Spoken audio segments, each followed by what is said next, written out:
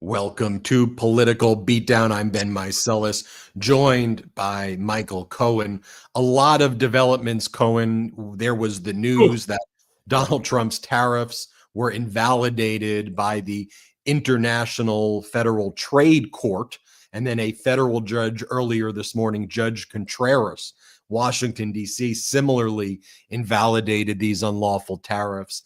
Then the circuit court for the Federal Circuit Court of Appeals temporarily stayed the order, meaning allowing Donald Trump's tariffs against the world to remain in place, at least based on that order, through June 9th, which again is, to me, one of the biggest problems in the judiciary, where they view the status quo as what the executive branch does versus what the status quo existed before the unlawful action, allowing Donald Trump's unlawful actions to literally stay in place pending litigation, which takes years and years and years.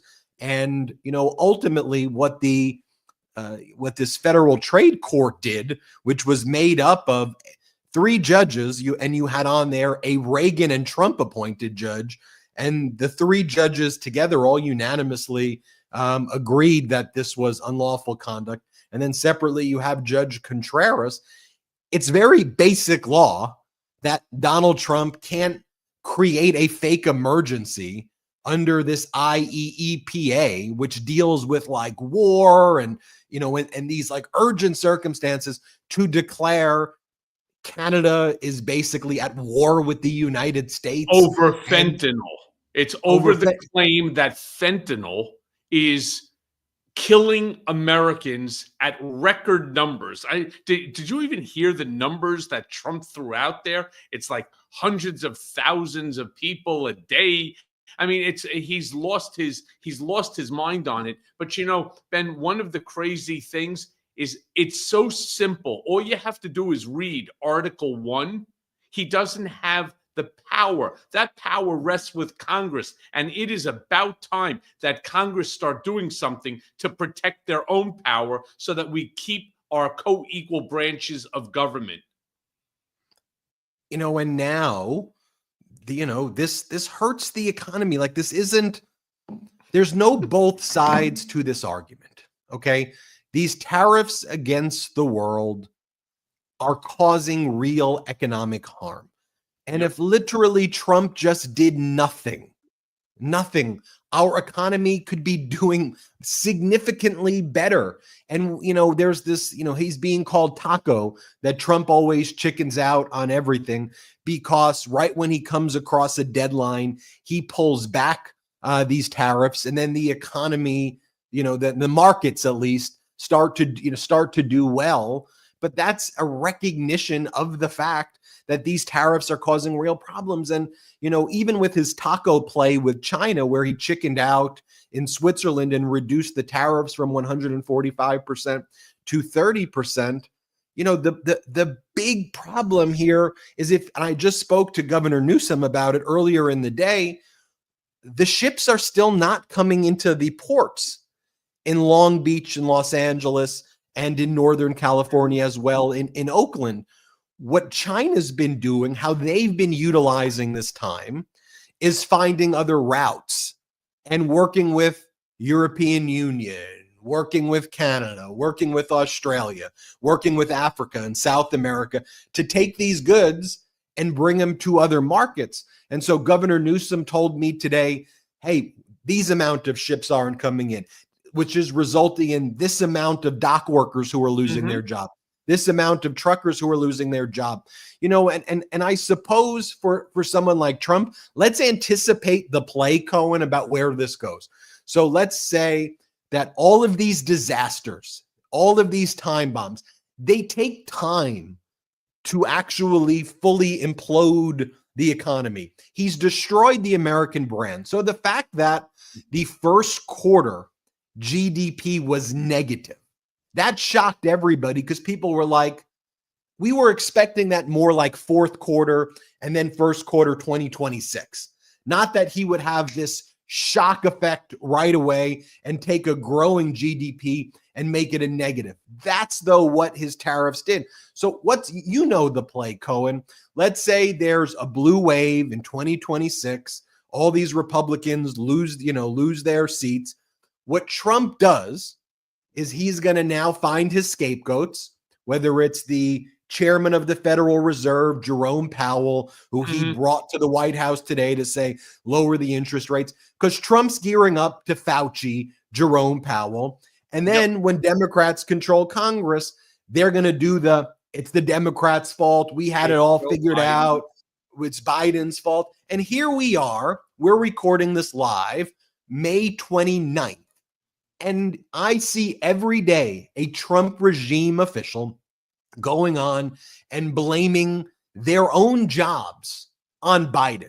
And it's just a really pathetic, it's not a politically pathetic thing it is, but to me, you're a leader. When did this behavior become acceptable that leaders, could you imagine JP Morgan's, Jamie Dimon giving a speech and saying, it was my predecessor's fault. That's just not. Could you imagine someone at a company that you watching or listening to this at home work for, whether it's a big company, medium-sized, small, nonprofit, that you have leadership going, I don't want to do it. It's too hard. I'm blaming them. These qualities are just loser qualities, Cohen. Yeah, look, let me be very clear about something here.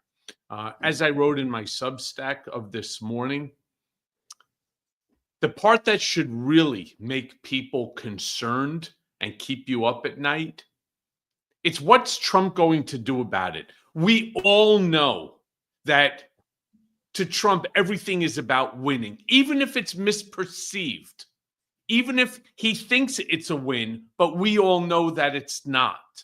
That's not the point. The point for him is to have his acolytes, his enablers, go out there on television, which they have been doing in record numbers today and yesterday, talking about how all of this is actually a win. Because if you think, as I wrote, if you think this man, this ego wrapped in flesh, takes kindly to limits on his power, you haven't been paying attention. He is going to do everything in his power within which to circumvent the entire process, the whole system, so that he could, as Ben just said, either blame it on somebody, so therefore it's not his loss, or declare that what he's doing is the win. He wants to rewrite history. He wants to whitewash history and to sanewash history. Now, one of the other things I turned around and I said, Trump obviously is allergic to accountability. He looks at the judiciary as a nuisance, Congress a sideshow, checks and balances, that's for suckers and losers. You follow where I'm going with this? When we sit and we watch, it's very hard for me, and I'm doing it because I have to. I'm doing it because I have to come here with Ben and to report news and what's going on so that I'm fully in the know. But watching the lies, the bullshit on mainstream media, on cable news, when they have a bunch of pundits that don't know shit from Shinola, they're basically turning around and taking things that they find right here on the Midas Touch Network. And then they try to paraphrase it as if all of a sudden we need them to tell you exactly what it is that's really happening. They have no clue. All they have is a credential. Oh, this person who has this sort of credential, this is the person that you should be listening to. They have no knowledge what they're talking about. In fact, many of these mainstream or lamestream cable news companies, you know what they're doing right now? They're trying to be balanced. They're trying to be fair. They're trying not to have their company attacked by Trump and shut down, right? That's what they're doing. And they're putting people on who are absolutely lying. They are lying to you every single day, and they are only parroting the things that Trump's team have told them that these are the talking points that you need to get out. And that's a danger to not just information. It's a danger to our democracy, and we cannot allow it to happen. We must fight back. Because one of the biggest problems is that it's a failure to warn. And yes, there's a danger in the propaganda, sure. And there is this shilling for the regime, very bad. But to me, one of the basic duties should be to warn when some bad things are happening, so that it doesn't all of a sudden happen that one day we wake up and then there's this massive trauma event that we understand that the roots of it are developing, that there's actually a way to address it, to try to take preventative measures if we approach it through kind of a fact-based, objective-based approach. And the cover-up for all of these things is very, very problematic. And so one of the things that I bring up a lot, just as an example, is FEMA. And I talk about FEMA, because we're approaching hurricane season. And what the Trump regime did to FEMA is really symptomatic of how they've approached everything, how they've approached trade, how they've approached infectious disease, how they've approached agriculture, how they've approached education and universities. If you were to craft policies to affirmatively kill Americans and harm Americans, and you were to probably ask ChatGPT or Grok or whatever, if I wanted to cause maximum damage during a national or a natural disaster, how would I do it with FEMA? I think they would take the playbook, remove the people who work for FEMA in the critical areas, fire them, destroy the infrastructure that predicts weather patterns, stop sending up the weather balloons that are, that always went up pursuant to kind of a regular course, and limit the ability of forecasting. Gut the National Weather Service, gut the National Oceanic and Atmospheric Agency, and try to impound the funds that are needed from FEMA. And then, Cohen, it falls off people's radar, like, what the hell is happening to the people in Mississippi right now? What the hell is happening to the people in St. Louis right now who can access critical federal funds after some of the biggest disasters in their history? And then Donald Trump posts these memes of himself like, God sent me here. I mean, this is post this weekend. God sent me here to save you. I mean, he's on a mission from God, and nothing can stop what is coming. And did you see he actually had a bronze cast? Someone must have made it and sent it to him of the moment that he stood up with the Secret Service agents all around him. I mean, it's truly an incredible sight. If this wasn't planned, this is the craziest scenario. In bronze, he has that now in the Oval Office of him standing there with his fist up and all those secret. It is the craziest thing that's out there. He calls it, it's called the fight. I mean, I'm speechless when it comes to the self-promotion, when it comes to the grifting by this administration. I don't even know how to describe the level of grift that's going on, while the American people, the people specifically who voted for him, and we're going to use your FEMA example, these are the folks that are going to need the assistance the most when, God forbid, there's a hurricane or a storm that ends up devastating their town. But what did he do, Ben? He cut FEMA. He cut funding. He's going to hurt his own people. No different than the demand that big box like Amazon or Costco or Walmart not put down the tariff amount on the exact amount that they're going to be paying for each and every item. They don't want you to know the truth. They will fight you to the death when they turn around and say that consumers pay tariffs. And they will tell you, whether it's the guy, what's his name? Bassett, right? When he told Hassett, when he turned Scott Bessent or Kevin Hassett, when they turn around and they tell you that no, the country of origin is paying the tariff. Please understand that is a lie.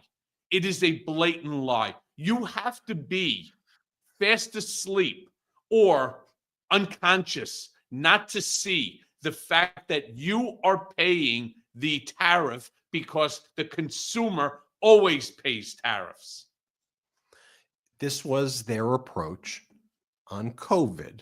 Don't do the testing, because if we don't do the testing, we don't know the cases. Just say, like a miracle, it's all going to go away. But if you think about the media coverage, Cohen, leading up to the election in 2024, how much coverage did you hear about Donald Trump's lies? That FEMA was only giving $750 to the residents of North Carolina and Georgia, or that FEMA was diverting all of its resources away from the people of these states that just so happen to be swing states and giving them to illegal immigrants, which was absolutely false. Biden's FEMA was doing the job it was tasked with. Trump had a lot of his cult followers believing that they shouldn't apply to FEMA because FEMA would somehow go after them. So they were not actually getting the resources that they could have got. The $750 payment was just automatic on day one, and then they give you more. It's just, tell us you need it. We're going to give it to you without exception, and then we'll give you more, but just on day one. We heard that news story day in and day out leading to the election, that Biden's FEMA was failing when it was working. And right now, Donald Trump's FEMA is failing intentionally and maliciously, and there's not a peep from the media about it. And they still go on and want to pat themselves on the back on May 2025 to try to sell books about former President Biden and try to talk about, oh, the biggest scandal since Watergate. It's just, shut the hell up about that. We are in not a constitutional crisis. We have an authoritarian regime right now by a maniac madman in Donald Trump, whose cognitive issues, and I don't want that to be a way that he averts accountability, is being demonstrated in the day-to-day behavior that harms human beings in the United States and across the world, because the idiot wakes up and goes, I don't know, what am I going to do today? Am I going to screw with Ukraine with the tweet? Or am I going to screw with the economy? Is today a Canada day? Is today a Greenland day? Where am I going? Am I going to do white genocide conspiracies in South Africa today? And all of this has destroyed the American brand. And what we're seeing, as I said, the failure to warn of the media, because right now, if this is a multipolar world, which, by the way, is what the Trump regime wanted. They didn't want America to be a superpower. Listen to their speeches. Look, let me turn around and for a quick.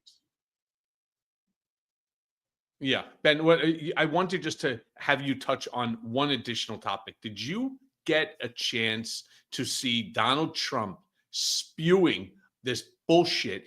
America was on the brink of total destruction, of financial collapse when he was talking about the Biden administration. Where was the press there? You know, we have a lot of trolls that, that follow us all the time, Ben, and they're like, oh, you guys aren't telling the truth. Explain to me at what point in time, just give me a specific date, if you would, that the United States was on the verge of bankruptcy, that we were being completely devastated, that we were losing our country. Somebody needs to turn around and say, I'm sorry, Mr. President, can you give us a specific date? Or if it's not going to be an exact date, can you tell us what month and what year that the United States was so in trouble that we were losing everything? But of course, thanks to you, we are now the envy of the world because the king of Saudi Arabia says so. I mean, I sat there and I was listening to it and I was wondering, because it's like I want to jump sometimes through the screen. And I want to ask the question. Let them invite me, to be one of these, in the press pool. I would turn around and I would say, Mr. President, can you just give me a month? Or how about a quarter, right? Was it January through March? Was it, April through June? Tell me, when was it that the United States was so in distress that we were standing to lose everything, that we were looked at by the rest of the world as pathetic, the way that you describe it? Because I got to be honest with you, I read the newspaper, unlike you, every single day. I read all the time, unlike you. And do me a big favor, just guide me into what time frame are you talking about? Because I don't know, maybe I was in a coma. Maybe I don't know. Maybe I was just somewhere else because I just don't remember this. And I want to educate myself. We could say it in a comical and in a, humiliating way. But nobody dares to say this. No, nobody but MTN. What is the pathology, though, of adults? Because it's deeply rooted in this desire, historically rooted, like since caveman. And it's a good segue though into calling Donald Trump a caveman, and a taco. There is an inherent weakness of individuals to give up their agency to mumbling, bumbling authoritarian fools who I believe in many ways, and you've said this before, Cohen, about the people who Trump surrounds himself with, are in many cases even worse than Donald Trump because, and not to give Donald Trump any benefit of the doubt, but we know that this is a complete lunatic. Like, we know his failures in the past. We know his bankruptcies in the past. We know his conviction. We know that what he's saying is false.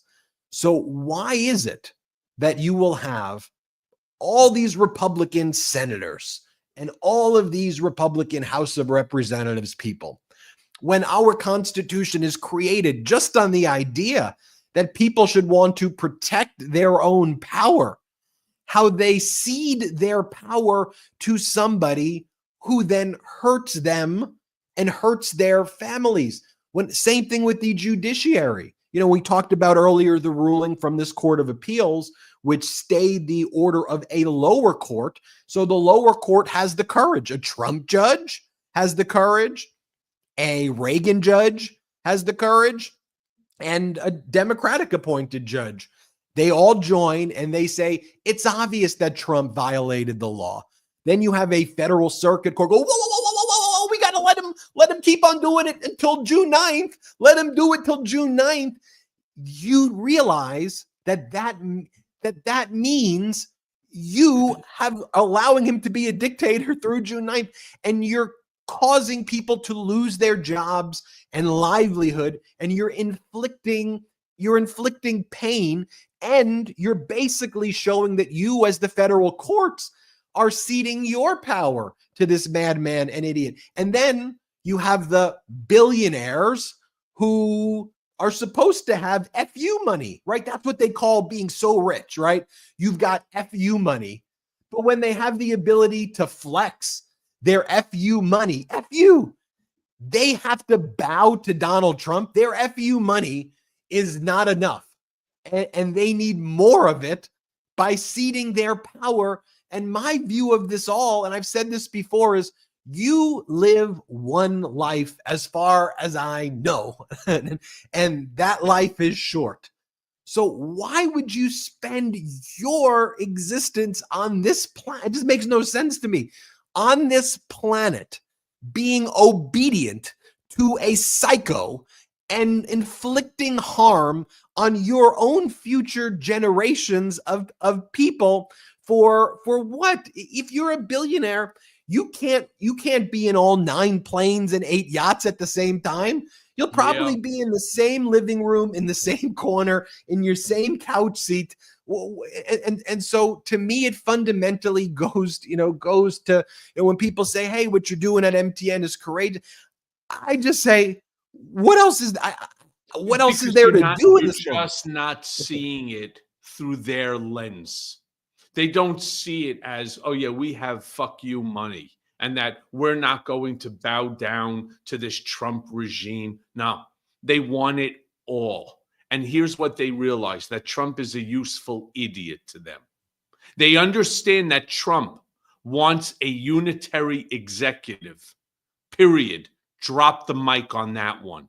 He actually wants to concentrate the power of government into a single throne, which conveniently he plans to occupy. They don't want any congressional oversight. They don't want judicial review. It's just one man, one vision, one tariff-fueled temper tantrum at a time. And these folks that, you're right, Ben, should be turning around and saying, people like, what's his name, Bill Gates or Warren Buffett, where they basically have taken their wealth, insane, extreme wealth that, God willing, we should all have, and giving it away in order to benefit humanity.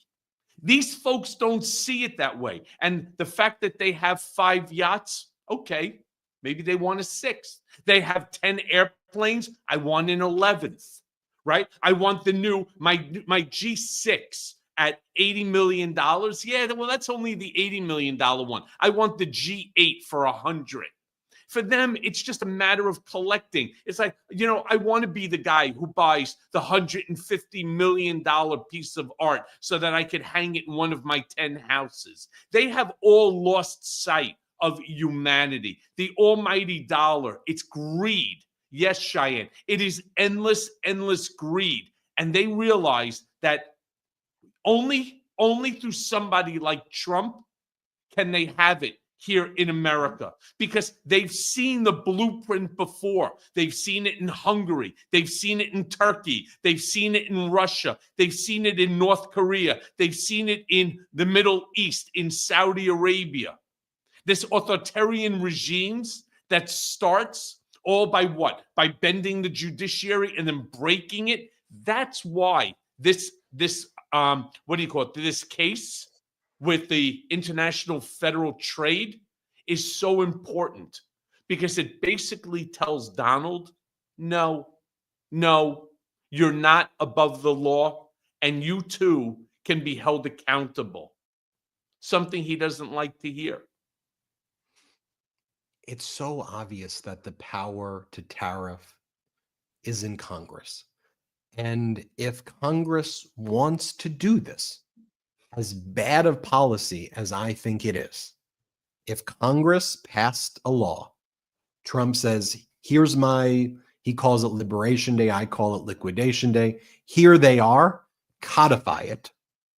Congress codifies it. He signs it. That becomes the law of the land. There would be nothing we can do. Nothing we can do. No protests. No, I mean, I could protest it, not legally. I could protest it on the streets peacefully and say that it's harmful, but that would be a lawful way of doing it. And I would then say to the voters, is this what you voted for? But right now, doing it the dictatorial way by declaring an emergency against Canada, Mexico, every country in Asia, every country in Africa, every country in every continent, including penguins on an island that I never heard of until recently, and a military base on another island that I hadn't heard of until they were actually tariffed. That's just not what the law says. And are you really telling our brigaders that you've never heard of McDonald Island? I should have. I've heard of McDonald's. Come on, I've heard of. You've been to McDonald Island, where you have the Mayor McCheese, and then you have the Hamburglar. That's the guy you got to stay away from. That mom and dad always warned you to stay away from in the playground. Well, you know what? We've had some great discussion on this episode already, and we haven't shown any clips. I mean, we've just gone kind of deep into it without, and I kind of like that. I kind of like that as a, we had the clips ready, but I actually think not showing Trump that much and you and I kind of just getting into the weeds of these issues that you don't see elsewhere. I'd love to hear from the chat to hear what they have to think about it. We only have one short break today. So I want to remind everybody before we take, it's going to be a very quick break. Michael Cohen's YouTube channel at The Michael Cohen Show. Check it out. Also, the Mea Culpa podcast, wherever podcasts are available. Cohen's got a great Substack as well. Check out his Substack. And on the Midas Touch Substack, we also try to republish as many of Cohen's pieces as we can because they're just so good. Also, patreon.com/political beatdown. We're going to set up another live. I've been having back problems lately. If you've been noticing me kind of walking around and sitting a little bit awkwardly. So I haven't been sitting on a chair. That's why I couldn't do the Patreon this week. And so I got to deal with that. So we'll do it soon. I just got to figure out health first. So I got to figure that out. We'll take it. Ben doesn't have gas. It really is sciatica. I promise you. We'll be right back after a quick break. Look, if you're like me, you probably noticed that time ain't exactly kind. I'm talking about stiff joints, crappy sleep, brain fog, maybe even some less than stellar blood work. Hell, aging sucks. I've spent more time and money than I care to admit trying to fight off Father Time. But let me tell you, I found something that actually works, and I don't say that lightly. See, I'm really excited to share with you guys C15 from Fatty 15, the first emerging essential fatty acid to be discovered in more than 90 years. That's right, this isn't just hype. It's a real deal scientific breakthrough in healthy aging. Fatty 15 was co-founded by Dr. Stephanie Venn Watson, who discovered the benefits of C15 while working with the U.S. Navy to improve the health of aging dolphins. No joke, really, dolphins. Now, based on over 100 studies, we now know that C15, it strengthens our cells. It slows biological aging at the cellular level. So when our cells don't get enough C15, they become fragile. And our bodies, well, they start to break down. So this led to the discovery of a brand new deficiency. It's called cellular fragility syndrome, and 1 in 3 people worldwide actually may have it. Now, I've been taking Fatty 15 for a few months now, and I can tell you, I sleep deeper. I've got more energy. My joints don't feel like rusted hinges, and my blood work, amazing, clean, perfect. Fatty 15, it's vegan-friendly, flavor-free, and it has 3 times the cellular benefits of fish oil. I mean, this stuff really works. Fatty 15 is on a mission to optimize your C15 levels to support long-term health and wellness, especially as you age. So get 15% off their 90-day subscription starter kit by going to fatty15.com/beat and using code BEAT at checkout. That's fatty, FATTY, the number 15.com/beat. And again, use code BEAT, BEAT at checkout. And trust me, this is one investment in your health that actually pays off. You ever stand in the grocery store staring at a piece of fish, wondering if it's going to taste like the ocean or more like regret? I've been there. And after everything that I've seen and everything that I've done, trust is a luxury, especially when it comes to what I put on my plate. And that's why I'm telling you straight, Wild Alaskan Company, it's the only seafood that I trust, period. When the first box showed up at my door, I was skeptical. I mean, wild caught, perfectly portioned, frozen, right off the damn boat. I mean, it sounded too good to be true. But I opened it. I cooked up some coho salmon, pan-seared with a little olive oil and some sea salt. And I swear to you, I haven't looked back. The flavor, clean, rich, real. The kind of fish that makes you realize just how bad that you had it before. And here's the kicker. It's 100% wild caught. No antibiotics, no GMOs, no factory farming. Just fish from pristine Alaskan waters. Caught with care, shipped with purpose, and meant to be savored. every bite supports sustainable fishing communities. I mean, it's seafood with a soul. So listen, not all fish are the same. And if you want seafood that you can trust, go right now to wildalaskan.com/beat and get $35 off your first box of wild caught greatness. That's Wild Alaskan, WILDALASKAN.com/beat. No risk, no bullshit, just the best damn fish that you'll ever eat. So thanks again to Wild Alaskan Company for sponsoring this episode. Now go eat like you mean it. Welcome back to Political Beatdown. Great ad reads there, Michael Cohen. And seriously, thank you to those pro-democracy sponsors. They're great sponsors and they have great products, great food, great stuff. Jordy spends a long time getting discount codes and they help support the show. So really check them out. The discount codes are great. And I really just think you'll like them. I mean, otherwise, and make sure that you go to the Midas Touch Network merch store and use code TACO. That's TACO in order to get 250 million % off. 250 million % off. Basically, they'll pay you if you go to and you use code TACO. I'm just joking. I think it's 10%. I think Jordy's something like that. Yeah, just go ask. I'll ask Jordy to clarify. All right, let me show you something though, Cohen. You know, because again, the things I try to talk about on this network, I try to go beyond the politics, and I just try to talk about the values, the principles, the people. And it's great when politics aligns with the values, the principles, and the people. See, I just call me old-fashioned, but I think when you start with the politics and then you try to reverse engineer the people part, it is always a recipe for disaster, unless you're a fraud like Donald Trump, where you know you're using the politics as pretext to basically defraud and swindle people. So Democrats, if you want to win, you can't follow that model. What you actually have to do is you have to listen to the people. You have to understand what they're going through. And rather than create, we need this democratic machine, you got to create a people machine of listening and helping and identifying the needs, wants, fears, concerns of people. You have to start there. And then you can build the solutions out. And so when you listen to people can't afford homes. That's what they'll tell you. People live paycheck to paycheck. People are unable to pay their credit card bills. Delinquencies are at some of the highest rates ever right now. And that's going to be a problem because as they go under, that can have an effect that impacts the rest of the economy. Student loan debt right now and the Trump regime turning back on collections and going after people's credit scores, that's very, very painful to a large portion of the population who then is unable to participate in the economy because their credit is significantly and severely harmed. They can't go and buy cars and homes or other things because their credit gets shot.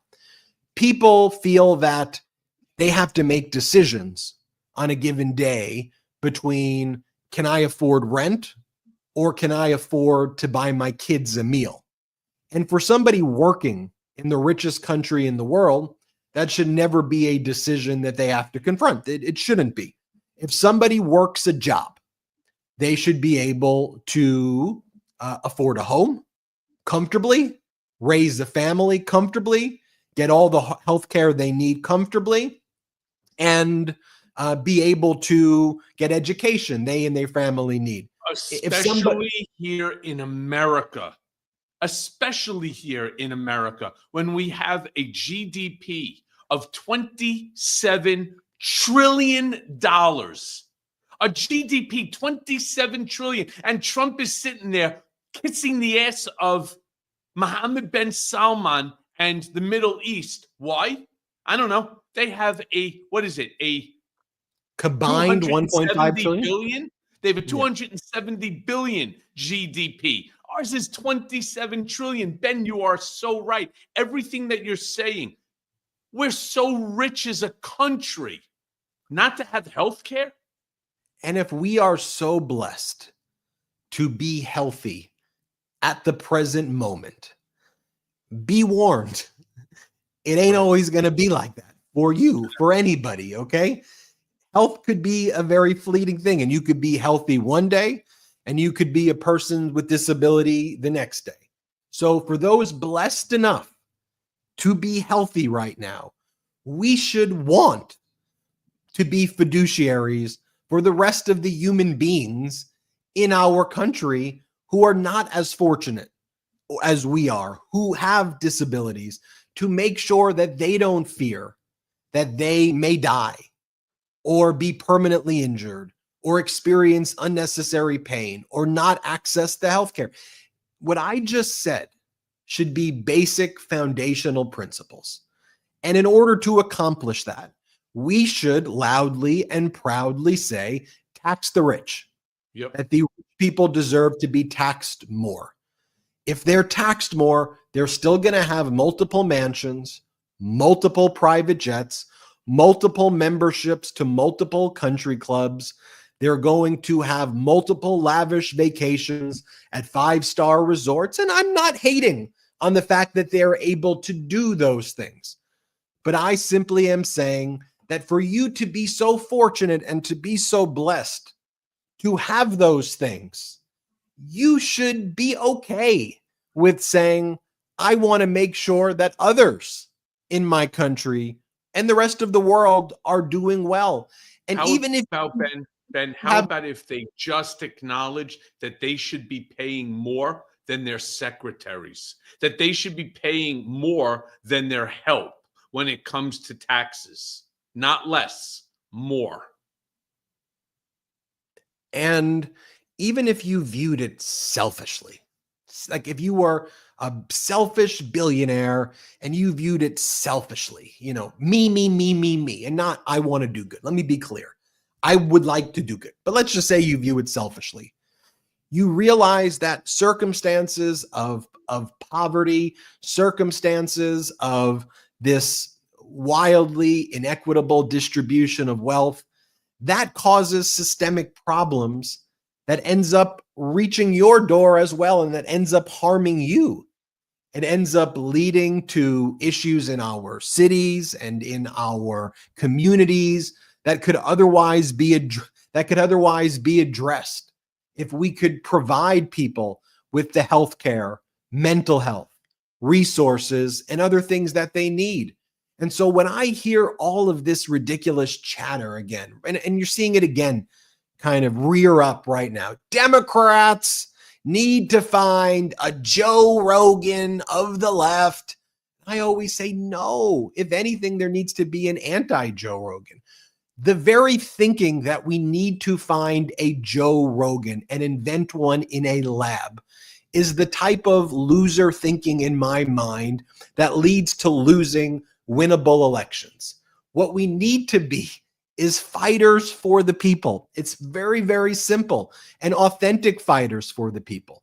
Because when people see fair weather friends, when they see you viewing them as a, quote, low information voter, end quote, instead of as a human being who has needs and wants and desires and pains and fears, when they view you sizing them up as a voter and not as somebody who you want to form a genuine bond and a connection with, that group of people becomes very susceptible, especially in difficult economic times, to predators and frauds, which is why in times of national or natural disasters, in times of chaos, that's where frauds and Ponzi schemers are able to prey.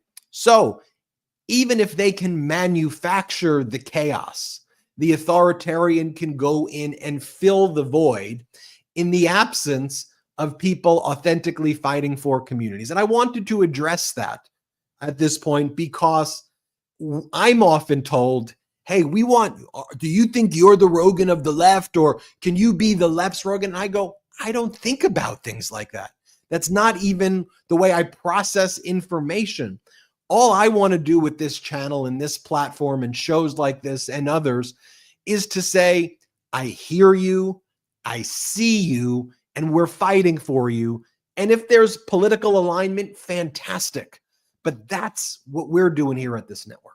You know, one of the things that I watched the other day was when the information came out on the trade tariff by the court, and they had, I think it was Joe Kennedy who was there. Where is he from? Like Louisiana, something like that.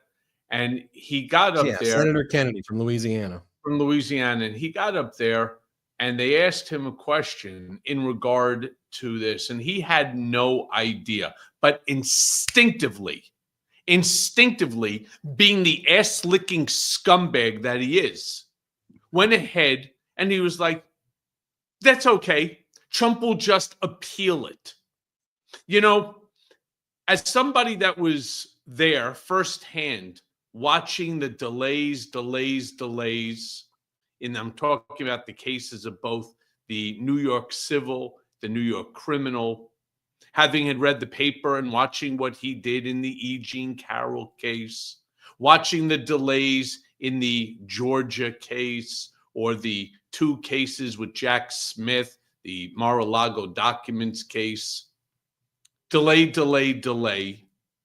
I sit there and I wonder, how could anybody want this man in Congress? I don't give a shit, to be honest with you, whether you're Republican, you're Democrat, you're independent. I truly don't care. As long as you care about America. And when it's okay in your mind for the president of the United States, who right now has, I believe it's over 80 lawsuits that have been filed, 80 lawsuits filed against executive orders that, by the way, he has not even read. He's never even read one single executive order. It's prepared by the same people who created Project 2025, the Heritage Foundation. They hand the piece of paper, they put it in a nice backing. He goes ahead, takes out the Sharpie, goes ahead, has that schmuck standing next to him, reading it off, explaining it to him. And then when the shit hits the fan and he loses in court, you have people like Kennedy who actually go out there and say, that's okay. He's going to win. He'll win it at the Supreme Court level, as if Donald Trump owns and controls the Supreme Court. That, to me, is so stupid. He is so derelict in his duty as a member of Congress that I have such a hard time imagining, why would anybody vote for this piece of shit? And for that, Kennedy, I turn around and I say to you, fuck you, all right? Get back in line. Understand your obligation is not to ass lick the president, but it is to represent the people of your district, the people of your state, and all Americans. Plain and simple. And truly, your behavior, the way that you go ahead and try to whitewash and sandwash all of this stupidity, you're a fucking threat to this country.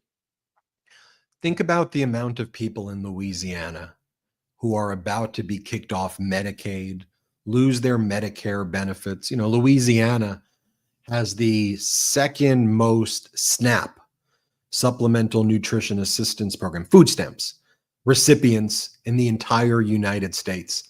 And they're about to be thrown on the street, and rental assistance because Section 8 housing is gutted under this disastrous bill as well. And then, of course, it does all of that and then still adds trillions to the deficit because it is funding tax cuts for the mega billionaires. You know, if you're making between $0 and $50,000, $1,000 gets taken out of your pocket basically on day one, and it gets moved to the people making above $4.2 million who save an additional $375,000 on this budget bill. And just think about if it went the opposite way. For someone who makes $4.2 million, if that 375,000, is that really going to be missed by someone who is making 4.2 million? Imagine what you can do with that 375 if it went in the opposite direction, and that went to improve mental health facilities, improve people's health care. We could literally solve almost every problem, make education free, health care for all with that alone. And the person making $4.27 million would still be a millionaire living an incredible life. When you go back and you look at, though, these eras after 1950, after World War II, our grandparents, your parents, Cohen, they were able, to afford homes. And you would hear stories, people who would be working as a waiter at a restaurant could afford a home.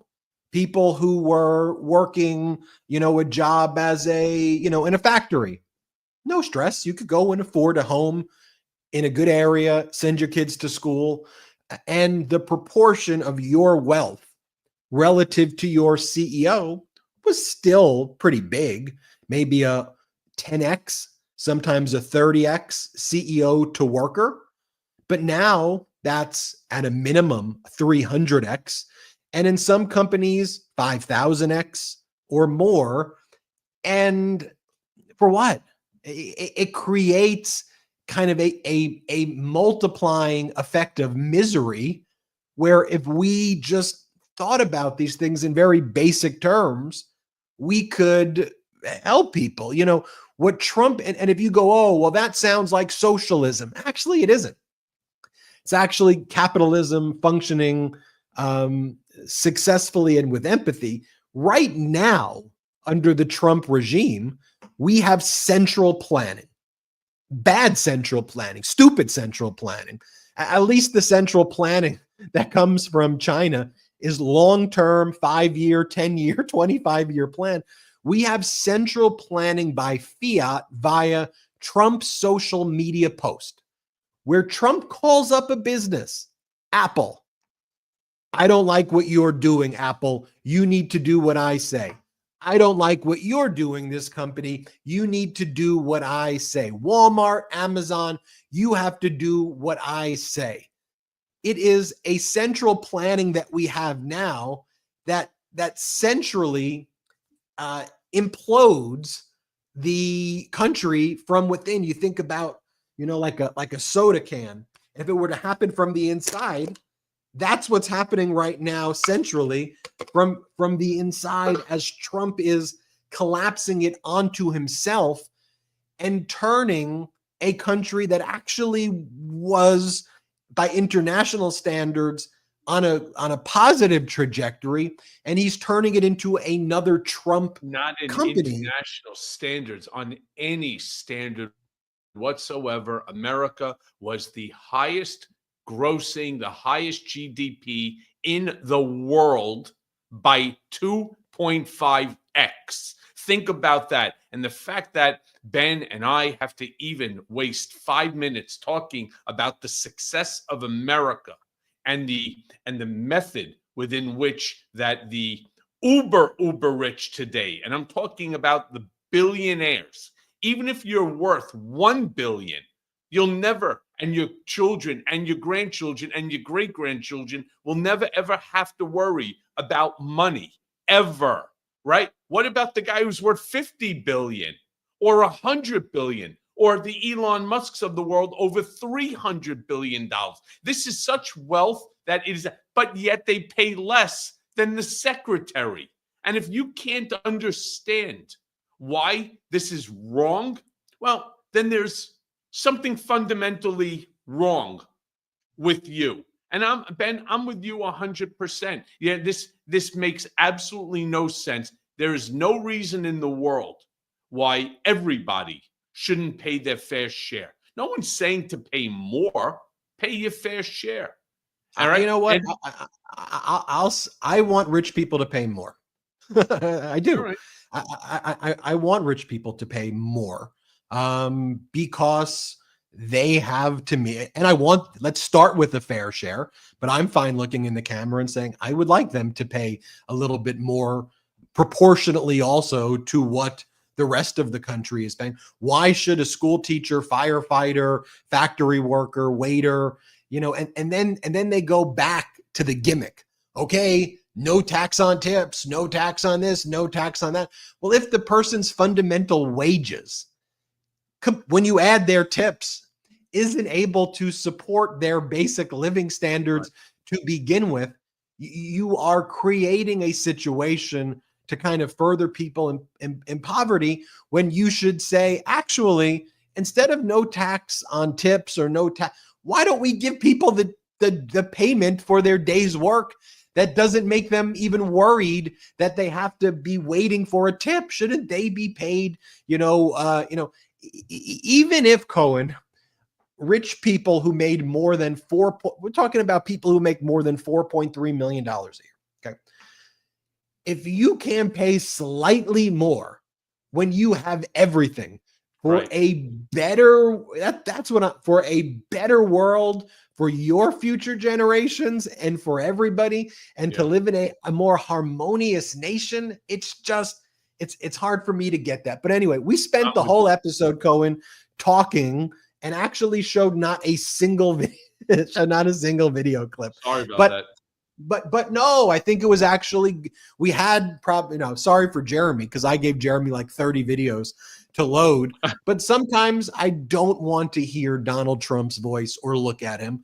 And sometimes I think it's just helpful that you, me, the Beatdown Brigaders in our chat right now who are watching this live, that we all just let that like, you understand who we are. And we can talk about these things at layers of complexity, bring in the objective data, and I think hopefully show the rest of the country, I think, how you message these things, not because you're focused on winning an election, but you're focused on winning for the people. Then you're going to win elections. Yeah. Focus on winning for the people. That's my final message on this episode of Political Beatdown. Hey, everybody, subscribe to Michael Cohen's YouTube channel at The Michael Cohen Show. Subscribe to at The Michael Cohen Show. Subscribe to the Mea Culpa audio podcast, wherever audio podcasts are available. And then make sure you check out Mea Culpa and patreon.com/Political Beatdown.